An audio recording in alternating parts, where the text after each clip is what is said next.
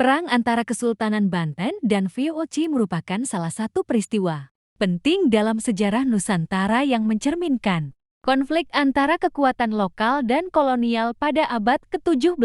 Konflik ini tidak hanya dipicu oleh persaingan ekonomi, tetapi juga oleh perbedaan kepentingan politik serta dinamika internal dalam tubuh Kesultanan Banten itu sendiri. Untuk memahami perang ini secara utuh, perlu dilihat latar belakang munculnya konflik, jalannya pertempuran, serta dampaknya terhadap keberlangsungan kekuasaan Banten pada abad ke-16 hingga awal abad ke-17.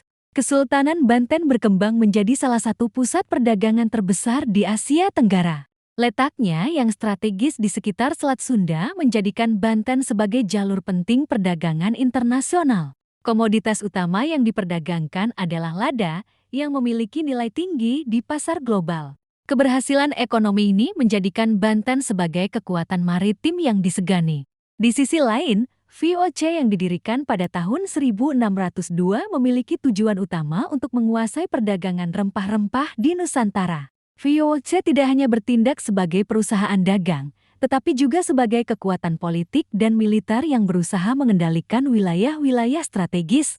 Salah satu langkah penting VOC adalah mendirikan pusat kekuasaan di Batavia pada tahun 1619, yang kemudian menjadi basis operasional mereka di Asia. Hubungan awal antara Banten dan VOC sebenarnya bersifat terbuka. Banten sebagai pelabuhan internasional memberikan kesempatan bagi berbagai bangsa untuk berdagang, termasuk Belanda. Namun, perbedaan prinsip segera muncul.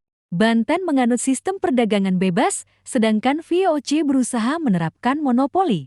VOC ingin mengendalikan harga dan distribusi lada, sementara Banten ingin mempertahankan kebebasan perdagangan dengan berbagai pihak. Ketegangan ini semakin meningkat ketika VOC mulai melakukan berbagai tekanan terhadap pedagang yang tidak mau tunduk pada sistem monopoli mereka. Selain itu, VOC juga berusaha mempengaruhi kebijakan internal kerajaan-kerajaan di Nusantara, termasuk Banten. Situasi ini menimbulkan konflik kepentingan yang semakin tajam antara kedua pihak. Pada masa pemerintahan Sultan Ageng Tirtayasa, konflik dengan VOC mencapai puncaknya. Sultan Ageng dikenal sebagai pemimpin yang tegas dalam mempertahankan kedaulatan kerajaan. Ia menolak segala bentuk intervensi VOC dalam urusan internal Banten, baik dalam bidang ekonomi maupun politik.